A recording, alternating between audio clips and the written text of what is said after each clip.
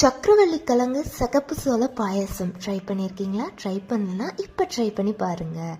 அதுக்கு ஃபஸ்ட்டு பார்த்தீங்கன்னா over night soak பண்ண சிகப்பு சோளம் 1/2 கப் எடுத்திருக்கேன். நல்லா வாஷ் பண்ணிவிட்டு அது கூடவே அது பாயில் பண்ணுறதுக்காக 2 கப் தண்ணி ஆட் பண்ணுறோம். 2 கப் தண்ணி ஆட் பண்ணக்கப்புறமா அதை க்ளோஸ் பண்ணி ப்ரெஷர் குக் பண்ணுறோம். 5 to 6 விசில்ஸ் நம்ம விடணும்.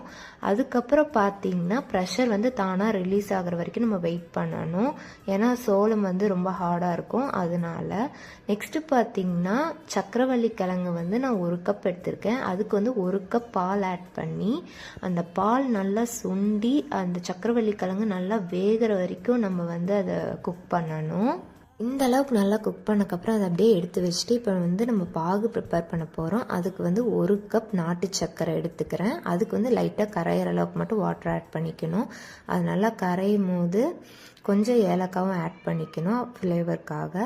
நெக்ஸ்ட்டு பார்த்திங்கன்னா அது நல்லா கரைஞ்சி வந்தோன்னே ஃபில்டர் பண்ணி எடுத்து வச்சுட்டு நெய்யில் உங்களுக்கு என்னென்னலாம் நட்ஸ் வேணுமோ அதெல்லாம் போட்டு நீங்கள் ஃப்ரை பண்ணிக்கலாம்.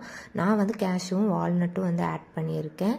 நெக்ஸ்ட்டு ஸ்டெப்பு பார்த்திங்கன்னா நம்ம ஆல்ரெடி பாயில் பண்ணி எடுத்து வச்சுருக்க சக்கரவள்ளி கிழங்கோட சிகப்பு சோளத்தையும் ஆட் பண்ணி அதோடு நம்ம ரெடி பண்ணி வச்சுருக்க இந்த சக்கரைப்பாகையும் ஆட் பண்ணணும்.